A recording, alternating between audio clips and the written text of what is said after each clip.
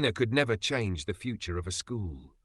But on one sunny afternoon in New York, a black maid named Angela stood in front of a chalkboard, holding nothing but an old rag in her hand, and solved a math problem that had left the top teachers frozen in silence for years.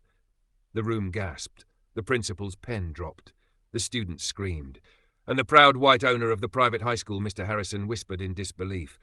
How? How did she do that? Angela wasn't supposed to touch the board. She wasn't supposed to even stand near the students. Her job was to sweep the classrooms, empty trash cans, and mop the marble floors. But in that one breathtaking moment, she broke the invisible line society had drawn around her life. The math teacher, Mr. Blake, who had tried and failed to solve the same equation in front of the entire school, stood red-faced, sweating under his collar. For the first time in his career, his authority had been shattered by a maid. Now let me ask you this. If you were Angela, would you have stepped forward to show the answer, or stayed quiet to protect your job, yes or no? Pick a side. Because that single decision set Angela's life on a road she never expected, filled with betrayal, humiliation, and a prison cell she never imagined. The story began 2 weeks earlier. Angela had always loved numbers. She wasn't a college graduate. She wasn't a professor. She had learned math from old books her father left behind before he died. She would clean in the day, then sit under the flickering bulb of her small apartment at night, solving equations for nobody but herself. But one afternoon, as she was wiping dust off a classroom desk, she overheard the math teacher explaining a problem to the students. It was called the infinite puzzle, a math riddle so tough that even the staff had laughed about it in the teacher's lounge. Angela paused, listening. She saw the numbers on the board, and something inside her just clicked. Her hands shook. She whispered the solution under her breath. When Mr. Blake failed to solve it, the students mocked him. Out of instinct, Angela stepped forward, still holding her mop. She wasn't trying to embarrass anyone. She just wanted to help. And with a few quick strokes of chalk, she wrote the answer. The entire classroom erupted. One boy shouted, "The cleaner solved it! She's smarter than you, sir!" The humiliation burned on Mr. Blake's face. His pride was destroyed. He had spent years building a reputation as the smartest teacher in the school, and now this black maid in her faded uniform had undone him in seconds. That night everything changed. Mr. Harrison, the owner, called Angela into his office. "Angela," he said, leaning forward, "do you realize what you've done today? You made my staff look like fools." Angela froze. Her heart pounded. She thought she was about to be fired. But then Mr. Harrison smiled. "From this day, I want you to replace Mr. Blake as our math teacher, and he will take your job as cleaner." The words hit like thunder. A maid becoming a teacher, a respected teacher becoming a janitor. The students would go crazy, the parents would protest, the teachers would revolt. But Mr. Harrison, driven by pride and shock, wanted to prove his school was different, that genius could come from anywhere. Angela's hands trembled, her eyes filled with tears. She had dreamed of this chance her whole life, and now it was here. But she said something no one expected. "No, sir, I can't take his job." The room fell silent. "Why not?" Mr. Harrison demanded. Angela's voice shook. "Because he's still a teacher, and I'm still a cleaner. Taking his job will only bring hate. Let me stay where I am." Can you believe that? She rejected her one chance at freedom, just to protect the man who hated her for exposing his weakness. If you were in her shoes, would you take the job or refuse? Be honest. From that day, Angela did something even braver. Every evening after school, she secretly helped Mr. Blake. She taught him the methods she had learned from her father's old books. She showed him shortcuts, patterns, and tricks that made the hardest problems simple. But instead of being grateful, Mr. Blake's pride twisted darker every day. To him, Angela wasn't a savior. She was a threat. And soon, his jealousy turned into poison. One rainy evening, Angela was mopping the hallway when the police stormed into the building. "Angela Carter, you are under arrest for stealing school property." She froze, dropping her mop. "What? No, I didn't steal anything." But inside Mr. Blake's locker, they had found a gold-plated school trophy stuffed inside Angela's cleaning bag. The students gasped. The teachers whispered. The news spread like fire. The black maid who solved the impossible math puzzle was a thief. Angela screamed, "I was set up, Please, you have to believe me." But nobody listened. As the handcuffs tightened around her wrists, she looked up at Mr. Blake standing in the corner. His lips curled into a smile no one else could see. And that night, instead of going home to her small apartment, Angela sat on the cold floor of a jail cell, betrayed, broken, and hated by the very people she had tried to help. Now let me ask you, if you were Mr. Blake, would you destroy the person who helped you just to save your pride? Yes or no? Pick a side. And if you were Angela, sitting in that cell, would you regret helping him? Or would you still believe in kindness? Like this, if you believe kindness always wins, even when the world tries to break it. Yes.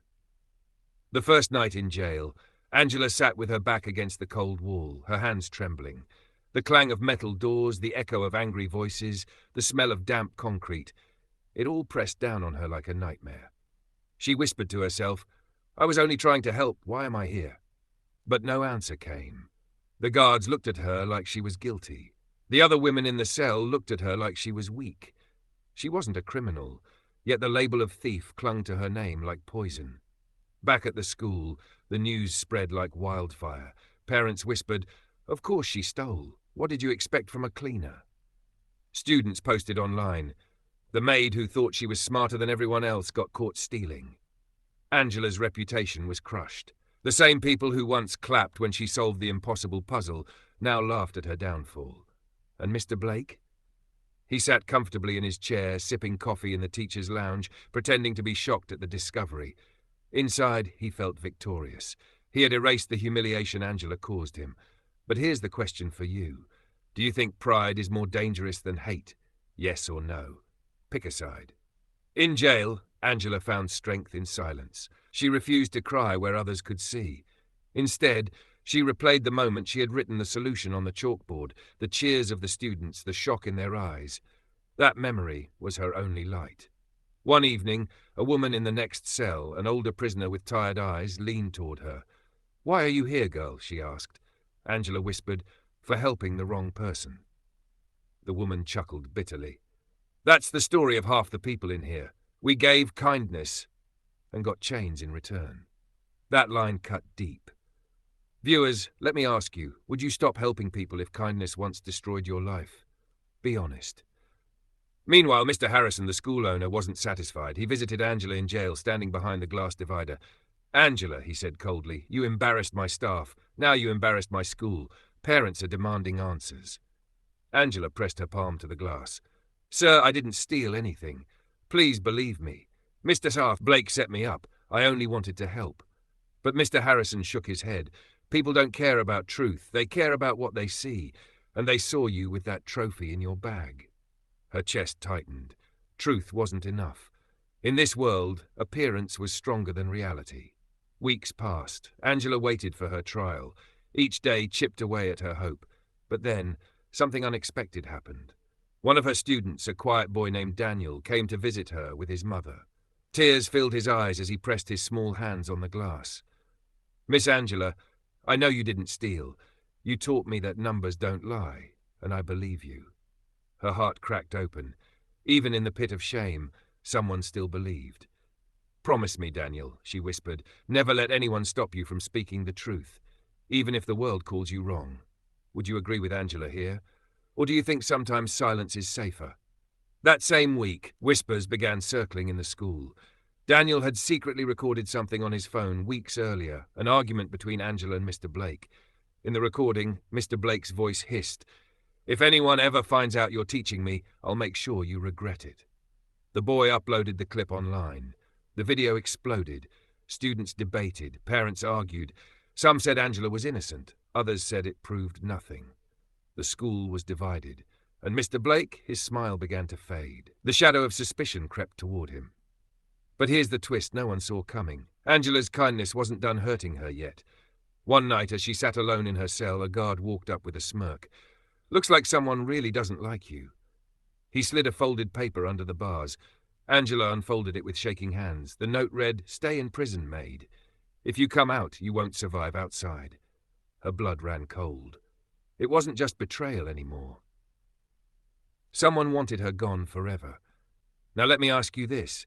If you were Angela, would you fight to prove your innocence, or stay silent to stay safe? Yes or no? Angela closed her eyes that night and made a choice. She would fight, not just for herself, but for every cleaner, every maid, every forgotten soul who had ever been laughed at, used, or betrayed. Her story wasn't over. It was just beginning. The day of the trial, the courtroom buzzed with whispers. Some came to see justice. Others came to see Angela humiliated.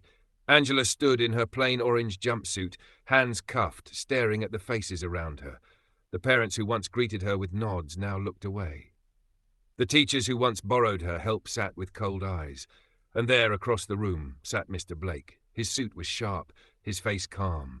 But behind his glasses, his eyes glowed with the smug satisfaction of a man who believed he had already won. The judge entered. Silence fell. The trial began. The prosecutor's voice was sharp. Ladies and gentlemen, the evidence is clear. Angela Carter, a school cleaner, was caught with stolen property in her bag. She humiliated the school's teaching staff, and when her pride got the best of her, she decided to take what was not hers. Gasps filled the room. Angela shook her head desperately. That's not true, she cried, but the judge raised his hand. Order in the court. Now let me ask you, do you think the system is built to protect the truth or protect power? Yes or no? Pick a side. Angela's lawyer, a tired public defender who had been assigned the case, barely fought for her. His voice was flat, his papers scattered. To him, she was just another file, another lost cause. But then something unexpected happened. The defense called Daniel, a student who had visited Angela in jail. He stepped nervously to the witness stand holding his phone. His small voice filled the room. Miss Angela didn't steal. I have proof that Mr. Blake threatened her. He played the recording. The courtroom froze. Mr. Blake's voice echoed. If anyone ever finds out you're teaching me, I'll make sure you regret it. Whispers exploded. People leaned forward, eyes wide. For the first time, doubt hung in the air. But Mr. Blake only smiled. That recording proves nothing, he said smoothly. She was interfering in matters that were not hers, and if I threatened her, perhaps it was only to keep order. The prosecutor nodded. A boy's recording cannot erase the fact that the trophy was found in her bag. Evidence is stronger than words. Angela's hope began to crumble again. During the break, Angela's lawyer whispered to her, unless we find something bigger, you're going down. But how? She had nothing left. No money, no power, no allies, except a little boy who still believed in her. Would you keep fighting in her place, or give up? Back in court, the judge prepared to give his ruling, but then a voice rose from the crowd. Your Honor, I need to speak. It was Mrs. Reed, one of the senior teachers. She stood up, trembling. I saw Mr. Blake carrying the trophy weeks ago. He said he was moving it for repairs, but I never saw it again until it was found in Angela's bag. Gasps filled the air again. Mr. Blake's face darkened. Lies, he shouted, but his voice cracked. The room was shifting. The prideful teacher who had once stood untouchable now looked cornered. But then, another twist. As Mrs. Reed stepped down, another teacher slipped a folded paper into the prosecutor's hand. He opened it, scanned the words, and suddenly his lips curled into a dangerous smile. Your Honor, he said, we have received a new piece of evidence. Bank records showing that Angela Carter has been sending large sums of money overseas. Thousands of dollars unexplained in the past 6 months. The courtroom erupted. Angela's mouth fell open. What? No, that's not true. But the papers were real. At least, they looked real. The prosecutor slammed them down. She wasn't just stealing trophies, she was stealing money. She was living a double life. Angela's knees went weak. She realized the trap was deeper than she thought. Someone wasn't just framing her for theft, they were destroying her completely. The judge leaned back, frowning. The crowd now murmured with venom. A thief, a liar, a pretender. Angela's heart raced. She didn't even have a bank account big enough to hold that kind of money. Someone had created false records. But who?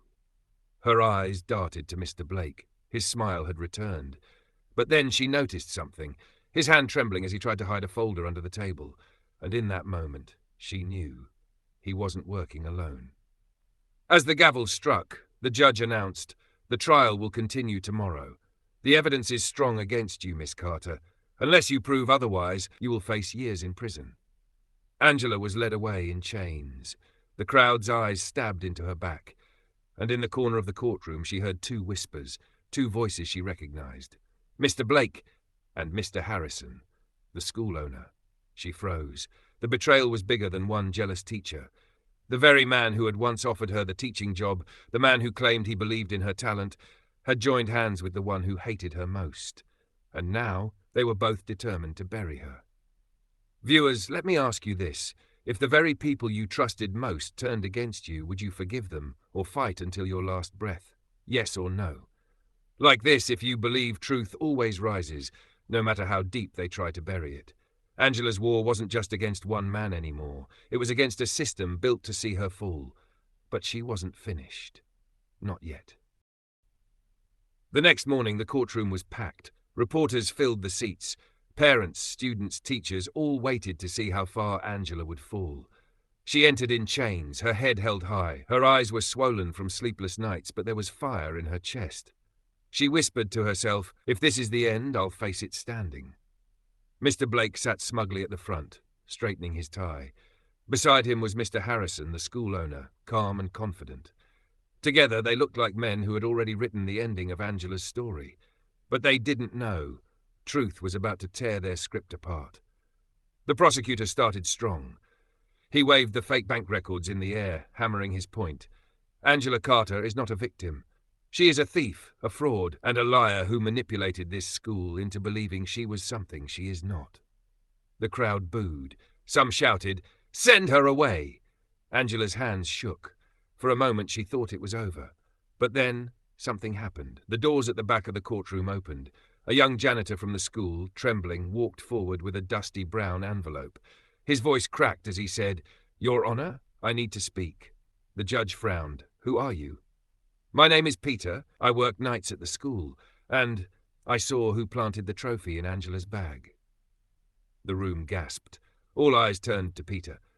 He opened the envelope with shaking hands and pulled out photos, grainy security camera stills. The first photo showed Mr. Blake late at night, slipping into the janitor's closet with the trophy in his hands. The second photo showed him placing it into Angela's cleaning bag. The room exploded with noise. Reporters shouted. Parents gasped. Students cried out. Angela's knees almost buckled. She covered her mouth in disbelief. Proof, finally proof. But Peter wasn't finished. He pulled out another paper, real bank records from the school's financial department. And this time, the name on the transfers wasn't Angela Carter. It was Mr. Harrison. The courtroom fell silent. The prosecutor stuttered. This must be a mistake. But the numbers were clear.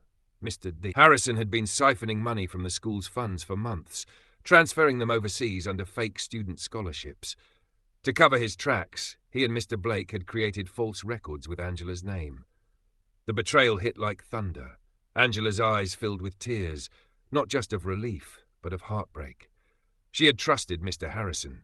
He had once told her she was brilliant, and yet he was the architect of her ruin. Mr. Blake leapt to his feet. "This is ridiculous. Lies! She set this up." But his face was pale, his hands shaking, and then something no one expected. Mr. Harrison turned on him. "She made you look like a fool, Blake. You came to me begging for help. You said she would ruin the school. I only gave you what you asked for." The courtroom erupted again. Two men, once united against Angela, were now tearing each other apart in front of the judge. The judge slammed his gavel. "Order, order in the court." He looked at Angela. "Miss Carter, it appears you were framed. You are free to go." Tears streamed down Angela's face. She was free. The chains were removed. She stepped forward, her head high, her heart pounding with both relief and sorrow. The judge continued, "As for Mr. Blake and Mr. Harrison, both of you will face charges for fraud, conspiracy, and obstruction of justice." The guards moved in, grabbing the two men. Their proud faces twisted in rage as they were led away in handcuffs, the same chains they had once wished for Angela. The crowd clapped. Some cried. Daniel, the boy who never stopped believing, rushed to Angela's side. "I knew you were innocent," he shouted. Angela knelt, hugging him tightly. "Thank you, Daniel. You saved me." But her voice cracked, because deep inside she knew kindness had cost her everything. Her reputation was shattered. Her job was gone. Her life would never be the same, and yet she had her freedom. She had her dignity. And that was more than her enemies could ever take. As she walked out of the courthouse, reporters crowded her, flashing cameras. "Angela, do you have a message for the people who betrayed you?" She paused, her eyes glistening under the sunlight. "Yes," she whispered. "Kindness is not weakness, and the truth may be late, but it never loses. Now let me ask you, viewers, would you have forgiven Mr. Blake and Mr. Harrison if you were in Angela's shoes? Or would you want revenge? Do you think kindness makes us stronger, or does it only get us hurt? Yes or no? Should Angela still try to become a teacher, even after all this? Drop your answers in the comments. This story isn't just hers, it's yours too. Like this if you believe truth always wins. Share it if you believe the world needs more Angelas. Because in the end, Angela didn't just solve a math problem. She solved something greater, the proof that humanity will always matter more than pride.